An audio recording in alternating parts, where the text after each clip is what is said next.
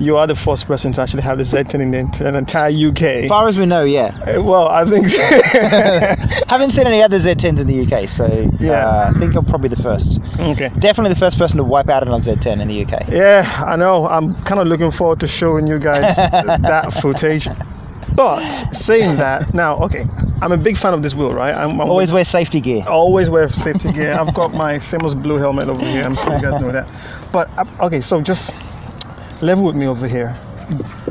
Do you regret buying this wheel? No, absolutely not. When I got it, when I ordered it, I was thinking like the Tesla would be for riding to work and running around the city, and the Z10 would be for like weekends for fun. Mm-hmm. But that's not the case. Like I've only ridden. So I've ridden 1,700 kilometers on my Tesla. 400 kilometers on other wheels, and I've now ridden about 60 kilometers on this. And I don't think, apart from being able to carry it upstairs, there's no downsides to this wheel. It's a smooth on the road. It's as maneuverable on the road. It turns like grassy ovals, like normal grassy paddocks, like Hackney Marsh. It turns that into tarmac. Like you can do 30, 35 kilometers an hour on broken terrain. And it makes running trails, like little dirt, dusty running trails, into just like amazing red runs. I can just speak based on my experience. I've ridden this twice now, very limited experience, of course. And the first time I rode it was in Paris. You know, it was smoothish concrete. And one thing that immediately jumped out at me was the fact that, you know, at low speed, you know, in terms of the maneuverability of it, it turns really easily. However, I think because the profile of the wheel is round. Exactly. So it's quite easy for it to just lean into. So you can lean, and it's very, very stable all the way over the lean. It gives you the confidence to just really slowly do figure eights and stuff. Absolutely. However, when I tried to increase the speed, I found that the wheel was obviously fighting against me in terms of turning left or turning right. So you do need to put in, you know, quite a few force to push it left or push it right. It's got more the stability of a wheel comes from the amount of centrifugal energy it has, right? And it has more because the wheel weighs so much more. And that's one thing I want to ask as well. Obviously, this is just speculation. Why does it weigh so much? If you look at the component, I mean, I've got a Tesla over here. You guys can see. It's the wheel. Tesla over here. It's the wheel. What you think is just the fact that it's, you know, almost twice as wide as this? That is wide. Yeah, so it's 20 psi, and I can't remember which is, that's like 1 point something bar. So, like, the air in it actually weighs more as well, right? So the air in the tire actually weighs more. So to as reduce well as the weight, plastic. You could put helium in there if you wanted to, but it wouldn't last very much. It's really expensive. It would be. Helium's a small molecule; it just float out all the time. But, you could put nitrogen though. No, that's okay. Yeah, they put nitrogen's about the same density as atmospheric air, but I don't think that would make that much of a difference to the weight, to be honest. The weight, a lot of the weight is the tire. A lot of the weight is the infrastructure to support the tire, I guess, as well. Like it's probably got thicker axles and thicker metal components all the way through it. It does look like a well-built machine. I mean, like it's solid. It really feels properly solid. I mean, properly put together. I haven't put any of the crappy armor plates on it or the horrible mudguard and handle, because they would just break off when you take a tumble. And it also ruins the look. But like, it is solid. It is really well put together. The only thing I think that I don't like is the little plasticky rope that holds that bit on. That's a bit of a pain. And I can't open. Oh, I can. I was gonna say I can't open this bit where you top the tire up. I guess it was just tight the first time I did it. It's looser now, so it's fine now. I mean, again, going back to my experience again, I think one thing I definitely felt when I ride this wheel is the fact that it is well built. Probably some might say a little bit over-engineered, but I'd rather have an electric unicycle that is over-engineered than one that is just about okay. I mean, do I want to buy this wheel? Hell yeah. But, you know, after riding it, I feel like there is a little bit of a learning curve that There's a massive learning curve. Like, the first 10 minutes on this wheel, you're like, oh my God, this wheel is going to kill me. Yeah. And I was like super deliberate to take it really slow, and I rode for like an hour and a half before I really tried to extend the envelope out at all. I would just like ride it straight and I play this game with myself called the Leaf game, where you just like ride around Victoria Park and try and avoid leaves on the road. And just that definitely helps you, doesn't it? I see so many riders who just like they get on their wheel and they just go straight, and they never get good at riding because they're never doing turns. Whereas I never stop turning. I'm always avoiding leaves, like just getting to, like you have to. It will become natural, but it feels unnatural at first. You have to keep working at it until you're just carving corner to corner completely naturally. But then you slowly extend the envelope out, and I think it took me 50 kilometers until it clicked. And I found it's actually over here. I found a big baseball ring, so it's just a big chalk circle.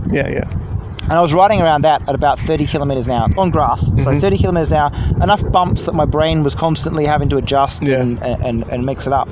But I love finding a line and then moving from the left to the right of the line. Because that forces you to carve. And if you can find a circle like that, you're carving and turning. And turning at the same time. Which makes you realize that even in the middle of like a really tight turn, you can take the pressure off for a second and avoid a bump or a leaf. So having the confidence to know that you can get a little carve in while in a pressured turn, I think really it helped my riding. And after an hour and a half of riding, it suddenly clicked. And then I got on your Tesla. 1,600 kilometers on a Tesla. And 75 on that, and now I can't ride a Tesla. And now you can ride after riding the Z10. That is nuts. I know. I literally can't ride.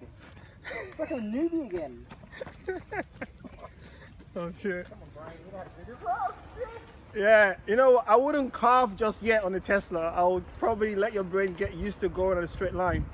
That's so weird. Yeah, the wheels look so tiny. After I wiped out before, and he was going left. I couldn't ride it. You couldn't ride it anymore. The experience was like, you know, when you jump on a trampoline for an hour. And you get off and you try to take that first step. You're like, what the fuck? The ground is not right. I couldn't ride the Tesla. I couldn't. It was like, oh boy. It was like trying to ride this wheel on ice. Really? Yeah, it was terrifying. It's exactly the opposite feeling. Like, it's almost better to go from the Tesla to this, because when you go from the Tesla to this feels more stable, and too structured, too strict, and too like forceful. Whereas when you go from this to the Tesla, it's like, oh my god, I'm fucking like flying all over the place. The Tesla is hypersensitive. I mean, one of the reasons why I got a Tesla was because obviously I wanted to ride to work on concrete, on the road, and I need to be. And there is nothing that beats the precision of the Tesla. It's so precise. You're driving a contact patch the size of a matchbook around with millimeter precision. Absolutely. Like, I love the fact that like I will sometimes ride it right on the edge of the curb. And like I know like that I can ride a Tesla like within a centimeter of the edge of the curb, and like just totally confident because I know where that contact patch is and I know how to control it. But so this, I don't think I can do that. No. I mean, this is for going over rough grounds and just going over stuff. This is like the honey badger of unicycles. Like you just go and like you don't have to worry so much. Like with the Tesla, you're trying to steer that little contact patch between the bottom of the wheel and the ground. You're trying to steer that through perfect ground, so it never hits a bump. Right? With this, you just go over. I don't give a shit. There's a bump. I'll just go over it. Like it's better to not try and swerve around tree roots with this. It's better just to hit them straight on and let the wheel do the work. Right? And that's a very different riding style. It's funny you should say that because you did hit. The problem with that branch and you went flying. You guys will see the video. I'll tell you what happened, right? One, it's dark in those trees, and I was trying to look cool, so I had the visor down, right? That thing is dark as shit. I couldn't see anything. And two, I saw all these leaves, and I was like, that's going to look so sick with the leaves flying up and stuff. So I hit the leaves, but there was a tree branch about 1.5 inches around, only a little section of it, and it had broken off. And I think I hit it, and the wheel just like rolled out from under me, and it went sideways, and I went over. But like whatever, it's like apart from that and a graze on my hip, it's like just a normal like skating, snowboarding wipeout. So not a big deal. Awesome. Glad I was wearing a full face helmet though. Wear safety gear. Yeah, definitely. You should. And now I guess one last thing that I just want to find out from you is that now people want to know the comparison between the Tesla and this one here in terms of the riding style. I know we covered a little bit of Yeah. that, but just to have some bullet points in terms of speed, Tesla, right? I don't think the listed maximum speed for both is 45 kilometers an hour. But obviously, I know the Tesla can go higher than 45. Yeah. Don't. No, Like, because it's you just wipe insane. out. Yeah. For me, my personal maximum speed limit is 35 kilometers an hour and 30 kilometers an hour on the road. Okay. So I don't care. Both of them are totally confident of doing my maximum. They're my within personal your maximum threshold speed of speed. limit. speed Yeah. limit. And I don't want to go any faster. All right, so that's fine. Yeah, guys, there you have it. The review of the NineBot One Z10. It's important to understand what this wheel is not. This wheel is not a forced wheel, as in you need to have experience of already owning an electric unicycle in the first instance. Simon even went as far as to say it's probably more of a third wheel. But yeah, I think you do need to have some experience of electric unicycles first and foremost. It's not for speed. It's not a speed demon like the Tesla or the M Super X. But what this wheel is a quality wheel. It is an expensive wheel, but then again, quality does cost. It's a heavy wheel too, because it's so well built, and in some cases I think it's probably over-engineered, but I'd rather have an over-engineered electric unicycle than just a under-engineered or just about engineered electric unicycle. It's a fun wheel, but it needs to be respected, as you can see from what just happened to Simon right now. But first and foremost, I believe that this is a city wheel. Thank you guys for listening to us. Until next time, take care. Bye. I got it. You good? Yeah, I don't know what happened. You know what happened? I think you hit the speed limit, got distracted. 37. Was that just 37? Because I heard noise. Yeah, that was the speed limit. That was the speed limiter. Okay, it wasn't a speed limit, it was a speed limiter. Yeah. So I saw the wheel wiggle. I saw you start wiggling and you tried to keep it, but you couldn't keep it. Yeah. And then all of a sudden, I think